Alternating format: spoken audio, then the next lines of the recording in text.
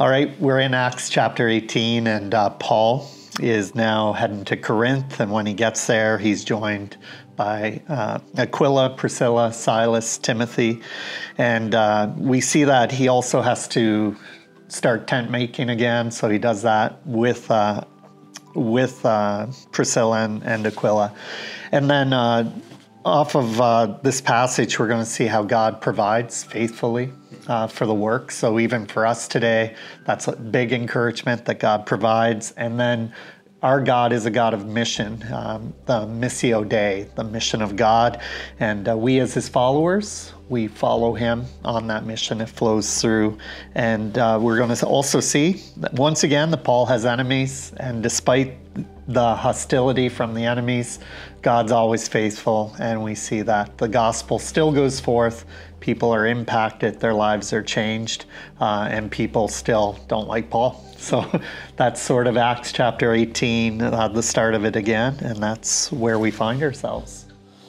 Well, before we get too deep into it, as you were explaining that, the first thing I thought of was, if I was Paul, how would I survive handling people not like me? Like, have you guys ever thought of that as leaders? What do you do when you know you're not liked?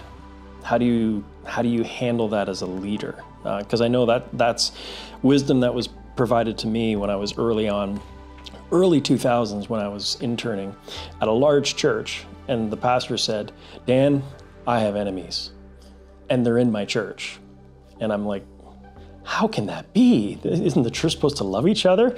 And he said, but the reality is that there's all kinds of people here. Some aren't Christians, some are here for their own purposes, and some are here because they truly love Jesus, and some will actually respect you so much that they'll listen to you almost more than Jesus because they want to follow a person they can tangibly see. And those are all of the dangers that you have to face as a leader. So have you guys, number one, ever had to deal with that, where you know that you have haters? And how do you deal with that from a biblical perspective? I want to know your guys' thoughts on that.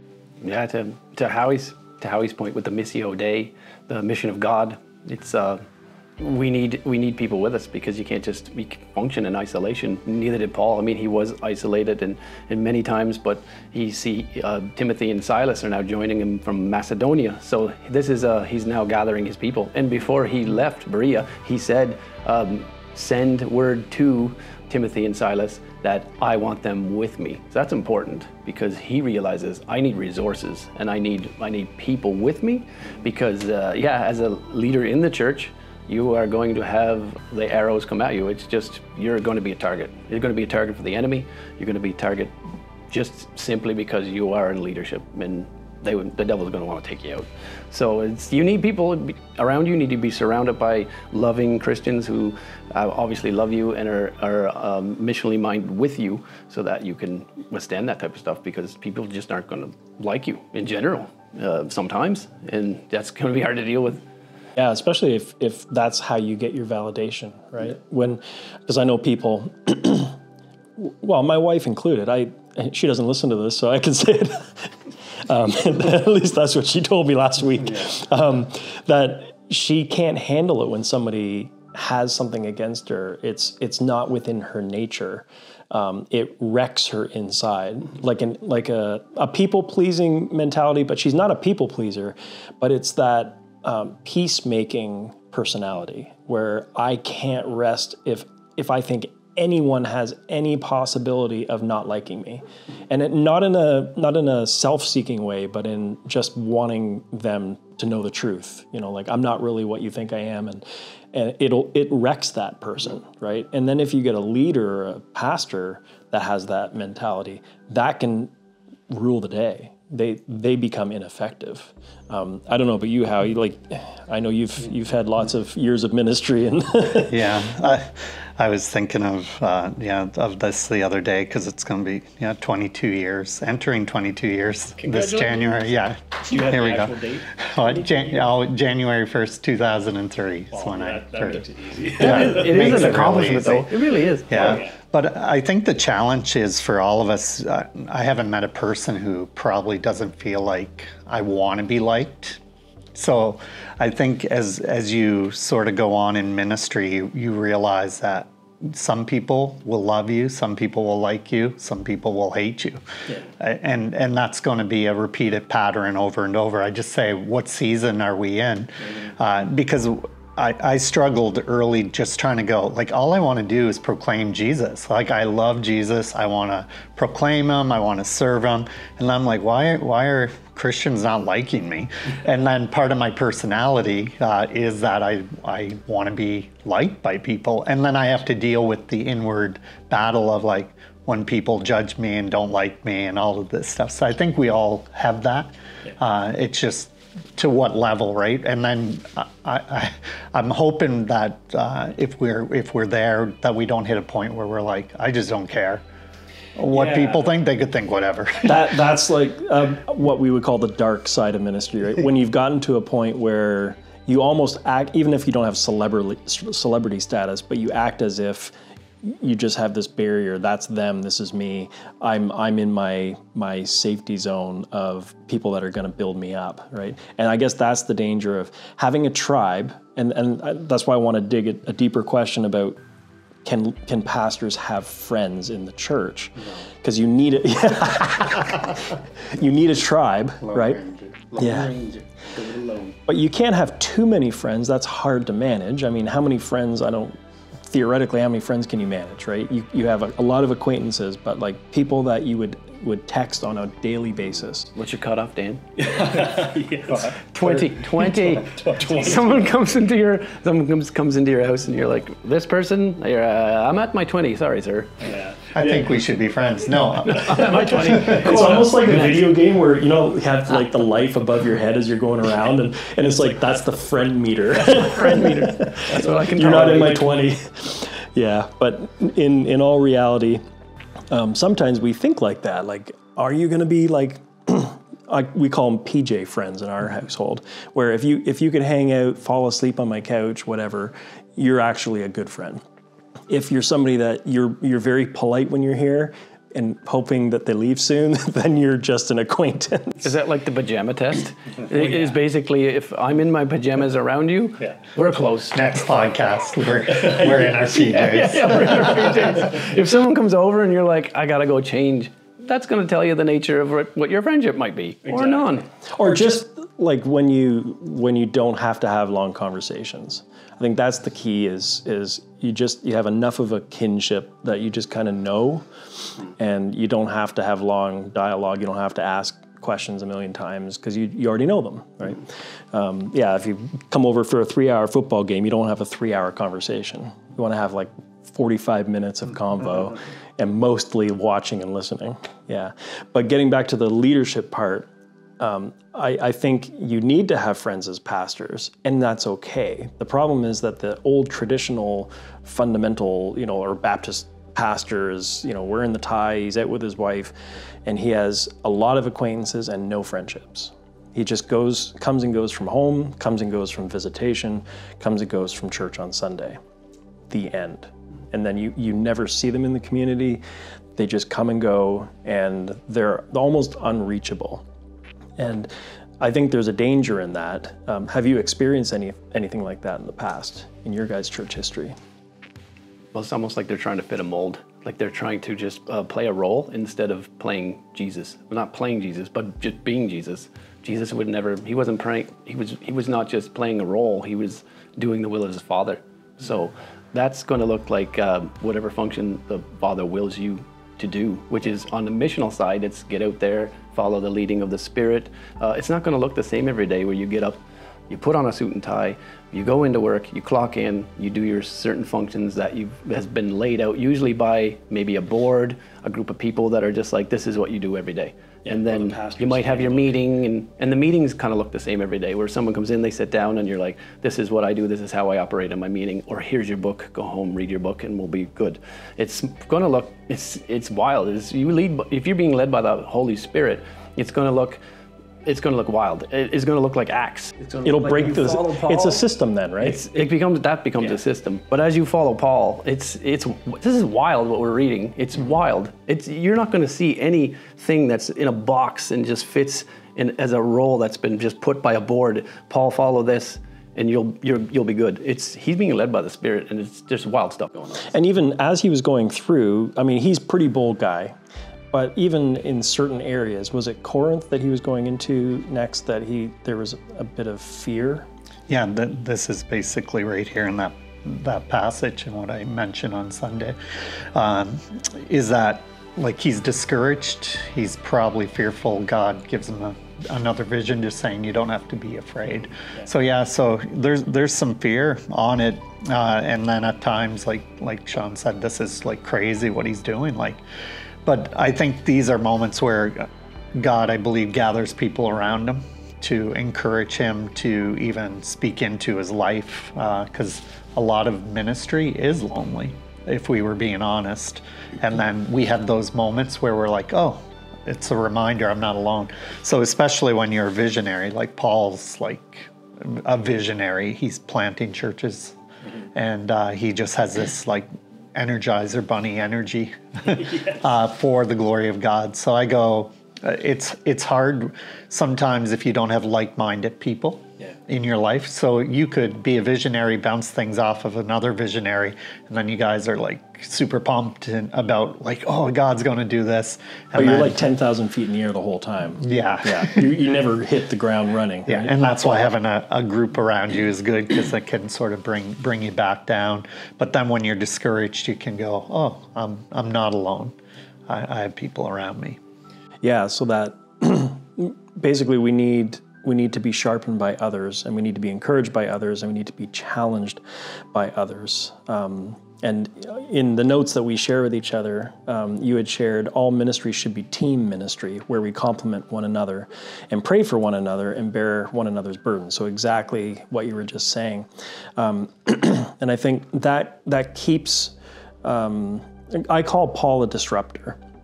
Right? He means well, but he's disrupting. He's almost taking on the baton in the relay race from Jesus. After Jesus, redeemed him, then he took it to the next level. And where Jesus was very people, like he invested in emotions and feelings, but he also disrupted with the Sadducees and Pharisees. Paul's doing more disrupting, but then he rallies more of the feelings people around him. But you need all of those things. Because if I was to take all three of us, for example, as a plurality, I would say that we perfectly complement each other. Because there's nothing about Sean that's uniquely the same as Dan or Howie. And I think that's a uniquely God-given gift. But then we have to nurture that and make sure that we don't destroy it. Because it's so easy to say, man, I wish I could remember the Greek like Sean, or I could yell as loud as Howie and when I get to a point, and then I think about myself and just like the steadiness in my personality to just be the doer, to get things done. But if we didn't have all of those things, the synergy of it all, I don't think things would go nearly as well. So you start to long for what you feel like you're lacking when you see in someone else, instead of finding joy in what you do have. And that's built into our nature, our egos. We live with that. We live with a sinful nature as Christians. And we're going to long for, hey, I don't see that in me, so there must be something wrong with me inherently. Yeah, that's in our nature. Then when you get the arrows coming at you as a church, like Centerpoint Church, we get arrows from time to time, whether it's direct or indirect. And how do we manage those? It's to have the collective, we'll call this the changed collective, where we're looking at the merits of dealing with something or the merits of letting it fall off of our back. And oftentimes we want to deal with it, but we know we have to let it fall off our shoulders, and that the burden's not ours to carry. And I think that's the freeing part of it, is knowing that at any time, any one of us can stand in, or any one of us can help each other, or say, no, we need to have a conversation. But it's so dangerous if you didn't have that. I think of solo pastors in Atlantic Canada with 50 to 100 people in their church. If you asked any of them, do you have a struggle at least once a week? They'd say, at least once a week, I have a struggle. And who do you go to? My wife, who's maybe not equipped to handle the burdens of ministry. They are with their husband, but they're not tasked with all of it, right? So how do you accomplish that? How do you fix that problem, right? I guess we have to go to Scripture. We have to go to example. But what are sort of practical ways that pastors can intentionally protect themselves from that situation? Now, there's one principle I think is really helpful, and Solomon taught it in Ecclesiastes with the 3-chord strand, right? You need God. He's specifically kind of referencing to people together in marriage, right? So three strands in a cord: God, your wife, you. But you can follow the same principle also for any relationship, really. And in leadership, it's the same way, because if you think of a 3-chord strand, it needs to be tight to be strong. And you need to actually, if you think of a fabric, it's woven together. And the tighter the fabric, the stronger it will be. So if you think of chain mail in battle, the chains had to be woven together tighter than the end of the blade of a sword.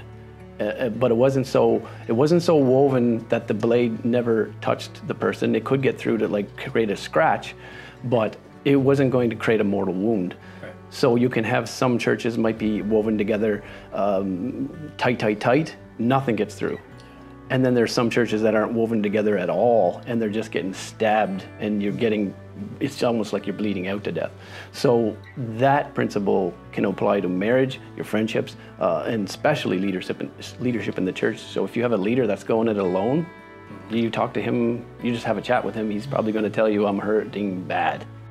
And then if that leader, because I've seen examples of this, where they have maybe one other friend who's, we'll call them like-minded, maybe it's just theologically or whatever, and maybe they don't have the best history at leadership, and then they give you advice and you have no one else to listen to, you automatically will take the advice of that one person, and it may be the wrong advice, and then you pull the trigger, and then it's a disaster because you didn't, I don't know the passage where the counsel of many, basically, is wisdom, essentially. Yeah, and then as we go from how to deal with the whole leadership structure, and then there's the people within our church, we have to raise people up, because if the pastors are doing everything, then the church will fail. So how do we equip people to be prepared to engage in community? Because oftentimes in our culture today, people are very consumer driven.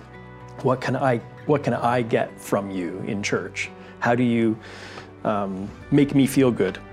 Or make it cool, right? So what should be the motivation? We talked a bit about it last week, the motivation of people and how do they prepare themselves for church on Sunday so that we don't fall into that trap, And again, you can go back and watch the last episode if you want to dig deeper into that. But now we get into, so what do we do with our time, talents, and resources? So what are we supposed to do to contribute successfully to the growth of the community? I'll ask you guys for your feedback on that. Yeah, I think if you were to look at a local church, I think there's, again, I use the term seasons. So seasons of plenty, then there might be seasons where there's not a lot. And that could be with resources such as people serving, financial situations. So I'd go over the years at Centerpoint, I've seen seasons of plenty, lack in those areas. So I think the challenge is individually, what does it look like, for example, for us to live sacrificially? So Jesus brings it there when he talks about tithe, the money. Jesus is trying to go sacrificially give of your time, your talent, and your treasure. What does that look like for individuals? You got to work that through in your heart. And I go there's seasons, for example, I've given a ton of time to ministry and the advancement, be it of the mission of the church. And other seasons, I didn't have to give as much time because there's been more people around using their gifts, which lightens the load. And I think that's what we sometimes don't see, is that when we're all involved, when we're all serving, the load that each person carries isn't that heavy, especially when you got Jesus who says, come unto me, all you who labor and are heavy laden, and I'll give you rest. So I go, like, Jesus carries pretty much the load, and we're walking with him. So when we get that in sort of perspective in a healthy way, I think the church is like moving like a smooth oiled machine.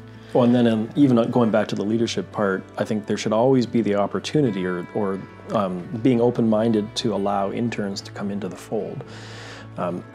Because we should always be, as leaders, working ourselves out of a job. You know, we're like, Jesus moved around a lot, but he planted and told people to go back and dig deeper here, but I'm going to keep moving. But it's not to have little minions. I don't mean like little me's, but to always be investing in the next generation. And they're likely in your church, and if not, hopefully close by. But I think having a culture of internship is also healthy, but not to the point where you focus so much on everyone being a leader, quote unquote, and that the church isn't serving because they think everything has to be a professional position with a job title and description and all the documents that go with it. Because then you get into the business mindedness, where business can take over ministry. And there's such a danger in that. And it goes right back to systems, right? You fall into a system where if you want to get something done, you have to do a job posting for it. Like I know churches in the US where literally a gaffer for a camera operator is a job posting at a church. Right. You literally just hold the cable, right? Wow. So I think we've probably gone too far if we're at the point where you're basically just a production company with a figurehead on Sunday. Yeah. Not that I don't like all of that. I love technology, but even I have to rebuke myself when I get too deep into it and go, whoa, because some of the tech that I'd love to do in church on Sunday doesn't fit. It's way over the top and it's not necessary. But then going back to the giving part then, so how do we help people understand that giving is important in all of those aspects? What are we called to do as leaders to encourage that? Because that's the biggest struggle in church is giving. How many, what is it, 2% of Christians give 10% or more? I think it's, you can't guilt people. So guilt never works. It might work for a few weeks. Right. If you're talking, about there's a particular need or, we need this many people, and then some people would be sitting there feeling that. And I go, that's a horrible motivator. So as a leader, as a pastor, I try not to use guilt, but I try to go, we got to search our own heart. I remember early on when I became a lead pastor, it was in Georgetown, we needed to get a projector. We were in that day where the hymn book was it's outdated, for people to come in, open up a book. So I was like, we need to start doing sort of a big fundraiser to try to get a laptop and a projector. So I remember planning it all. I had this thing to put up on the wall as we raise money, the graph would go. Yeah. And so the first Sunday I mentioned it, I'm like, we need a laptop and a projector, and we need $3,000. If you notice the wall, I have a graph here. So each week as we give, it'll go up. Was it a flannel graph? Yeah. It was something we could color in. Yeah. Okay. Yeah. And then, so I made the announcement. After service, a guy comes up with a check for $3,000. And he's like, that'll cover the projector and laptop. And I'm like, that's the church. There's people who, for example, financially, when they see needs, could be like, hey, I can do that. And for him, it was joy to be able to bless the church in that. Yeah, to recognize a need and go, I have the means to fulfill that. And then they get that sense of blessing that comes from being generous. Yeah, and then other people are able to see holes. For example, if they're at church on Sunday morning, they go, oh man, we need someone over here. We have people who could just jump in there and be a greeter on the spur of the moment, right, if they seen a hole in that. So that's where I would go is don't guilt people, but yet make it known that we're just not to be sitting here doing nothing. We're a sent people. Yeah, and if you don't have a vision, and I think that's another problem, is that if you don't have a pastor with vision casting, and I don't mean vision as in, well, it's in my job description, so I should probably come up with a sermon series. That's not vision. That's just filling a calendar. Anybody can do that. You don't need to be called or go to Bible college to fill a calendar. But to have a vision is to know your people, your town, to have a view of the world, like to be outside of ourselves, and being willing to be stretched, and then learning how to shepherd the people alongside with you and stretching everyone along the way, even if it's in faith, because we don't have the means to do so. To me, that's when you're casting vision at a church, is like, I don't know how we're going to get there, but here's really what I think God has on my heart. And I want you to come along for the ride. And the vision might, veer, but you're moving forward. And then there's churches where they're just excited about which book of the Bible for the next 5 years. And you're exactly the same 5 years later. Like, that's unfortunately a sleepy church to me. You could be learning things, yeah, but it's all for me. It's all, how can I know more about a book of the Bible? And I find that that's frustrating to me, because I'm like, no, we want to move forward. No, we want to go downtown. We want to do this. We want to do that. But if you don't have a visionary leader, you're never motivated. So I guess, is there a danger in that, or do we think that's absolutely imperative that you have somebody with vision leading a church? That's a very good point. And that was excellently spoken. And in the middle of you speaking, I'll put into context what happened. You jolted it. His phone almost fell off his chest. So in your short, that was short-worthy when you're doing social media stuff. It was a great point. In the middle of it, you're going to go, it's literally what you did. I'm like, this is amazing. Like, no one can see that his phone almost fell off his.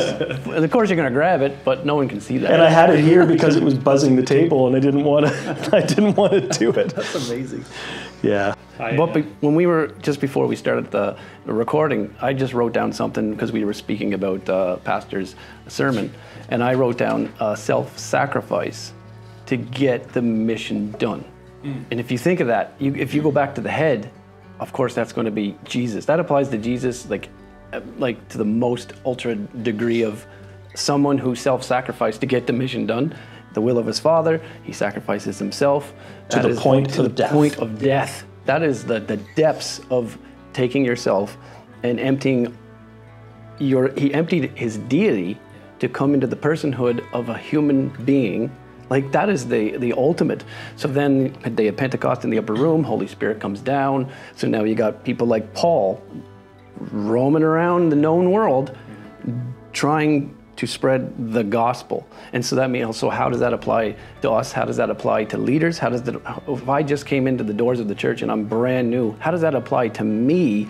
That sentence applies to all of us, no matter who you are. There's no one above it. There's no one that can say, I don't need to be out there preaching the gospel, and I don't need to be doing this. I can be in the confines of my office. I can be in the confines of my church. I'm cool in here. I don't need to go out. I'm filled with my theology and my scripture, and that's all that I need. The question is, can that be applied to you? Are you being self-sacrificial to get the mission done? Ask yourself that question. Yeah, and basically off of that, we all have, like, we're unique. Like, God's created us to be unique. So I'd go, we all have this significant part to play in that. I think the struggle sometimes as a leader is you have a vision, you try to cast that vision, but not everybody's pumped for that vision, or opposes that vision. Opposes. So it's like, if you spent time like thinking this through, praying it through, being led of the Spirit, and you go before people and you're like, here's what God's calling us to do, and then people are like, nothing. Then you're like, oh man.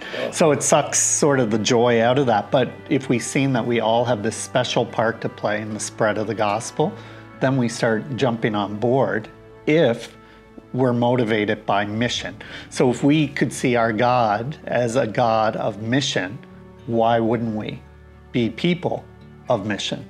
Why wouldn't, like, anything outreach oriented, why would we ever oppose that as Christians? Like, outreach by, like, the gospel's going to go out. So, like, okay, they're going down to the soup kitchen. We need to give them some money to get some food. I oppose. What? We're trying to bring the gospel and feed people. It's not on our 5-year plan. Yeah, like stuff like this. I'm just like, no, like get it out. Like, okay, we have some resources here. Go do it and go share Jesus as you do it. And I think sometimes, like, I don't know, I was going to say I don't know what it is, but it's the enemy. Yeah. So the enemy comes in because he doesn't want the advancement of the gospel. And then I think when we just get comfortable, he sort of puts us to sleep. So I think a lot of our churches are just sleepy, and we're not really fulfilling that call as sent ones. We gather if we show up, but then we don't go out. Yeah, we sing lullabies to ourselves, and then we get all comfortable, and we want to, again, goes back to that whole feelings. I need to gain experience from this, but it's not to, like I was talking about a week ago, where you should always have the fire lit as a Christian, but throughout the week, the fire will be burning bright on Sunday morning, and then it kind of goes out by Saturday night. And if you don't go back on Sunday to light the embers, I mean, that's our whole series is about that, keeping that fire stoked. And we can't do it ourselves. We have to rely on other people. We can't make ourselves feel good. We can't, we need, the worship and the preaching and the community and the prayer and everything that goes along with Sunday to rejuvenate us for the week ahead. But what's the action word? It's to go. It's not to come. We actually don't want to build a big kingdom. We actually want to just have people come and go. And if people are leaving us because they're on mission, or they're going in the mission field, or they're going on trips, or they move away, whatever it is, we should celebrate that and say, where are you planting yourself where you go? Instead of being tribal, where it's, you got to wear our logo, and you got to give so much, and you got to serve in this ministry and that ministry, and the doing. Because there's a lot of people that base their entire value on what they can do, and not just on who they are, right? So we have to be challenged to go. And not everybody's wired to walk the streets. I will say that. But you can be a part of it without being specifically that person. Because it depends on your personality, and you might be fearful, or you're, I don't know, you're in a scenario where you might feel unsafe if you're going into a drug area, for example. Not everybody's wired for everything, but that's going back to the community part, right? Yeah. To what you said about sleepy churches, there's also highly, highly alert churches, but they're just alert to the wrong things. So they're not sleepy, they're very awake, but what happens is when their flock go out, they're like the overprotective mother or father, where they're like, you're in danger. And it's like, no, you're not in danger. You need to be in here with us, protected by us, because when you go out, you're going to be in deep danger. And when you think of like embers and the series we're in, and fire, so say it's high winds, super dry in August. What do you do about your fire when you're done? High winds, super dry, pour some water on that thing. So that's an alertness that meets the danger, right? But let's just say it rained for a week, you had a fire, it's super cold, no wind at all. Like, you could probably go to bed and not pour water onto that fire, and you're not going to need to be alert. But someone might be like overly alert and say, no, we need to pour fire. Does it meet the danger? So there's some churches, I think, that are highly hyper alert for the wrong reasons. Yeah, true. And going back to, like, just again, I just had this thought with Paul, because he has a heart, right, for the Jews and the Gentiles, and ultimately we see that he definitely goes to the Gentiles, and the church is being birthed. But in this passage, he just gets, I think, hits a point where, be it frustrated, discouraged, where it says that the people reviled him in the synagogue. It's like he's preaching Jesus. He's trying to get them to see the Messiah. And they basically are telling him, just be quiet. We're done with you. And then he sort of shakes the dust off his garments and this. And I think there comes a point sometimes, as we're on mission for God, where if we're with, be it people that just don't get mission, why are we, in a way, wasting our time? Yeah. So Paul just moves on. So he's like, all right, you don't want to hear it? And then he goes, and then we see some Gentiles and some other people in the synagogue now come to Jesus, and they're baptized, they follow him. And I'm like, there has to be this sort of motivation that rather than trying to, ride a dead horse, we got to get off of it at some point and go, all right, maybe God's over here doing something. So I go, Paul, I'm sure he's discouraged. I'm sure there's moments where, like, he's representing Jesus. People are coming to Christ, but there's a fear in there, like, oh no, how are people going to respond? Is my life on the line? All of this stuff. And I think as we serve Jesus, we're going to experience the pressures of the enemy as we're on mission. So just to encourage people, it's normally when you're doing something where you start to sense those attacks, but it's not a bad thing. It just means you got to keep pressing ahead. Keep pressing ahead, and if there's fear, keep pressing ahead anyway, but not to be afraid. But if you think about it, as it pivots, as he's going into Corinth, so he's in Athens, right? And this is the land where you've got Plato, you've got Socrates, that's where they're from, Athens. So you got all these intellectuals, right? So he deals with that situation, like the heart of the intellectual world. And now he's going southwest, and he's about to cross the Peloponnesian Peninsula into what is like southern Greece, right? Which would become Achaia, and the Romans would take over. And he's about to enter into the muscle. So first he goes from Athens and the mind, now into southern Greece, into the muscle. So this is where the Spartans were from, man. This is where the Battle of Thermopylae was. These dudes were known for war. Yeah. And here Paul's like, no wonder he was told, don't fear when you go in there, because I know what you're about to walk into. These people were designed for war. So that's what he's walking into, and he's like, okay. And he says, he tells him the blood is on your head. Like, what? Yeah. That's crazy. Yeah, and some of the people in the last part of the verses, in like verses 12 to 17, they're connected eventually to Nero, right? So when you're saying that, we know what Nero did in history to Christians. So yes, I liked when you said he's entering that muscle part. Yeah. That is his muscle. Yeah, so I guess, in wrapping this all up then, we have to be leaders that are aware and have vision and can push through boldly. And then we have to be in community to encourage each other and strengthen each other, and also keep moving forward. And then we have to invest in not just monetarily, but like you said, time, treasure, in people, investing of your emotional energy in caring for people and praying for people, because that's, again, the missing link often is actually caring and praying for people and trusting that the power of God can actually accomplish things. And it's not just man-made. I mean, why would we go to church if it was just about us? And then taking all of that energy and taking the worship experience on a Sunday and catapulting us forward to go and to be on mission. And we can be going around the world as missionaries and sending teams, but if we're not doing it at home, then we're still failing. We have to do both. It has to be beyond our scope, but also within our range too, right? To be effective as a church.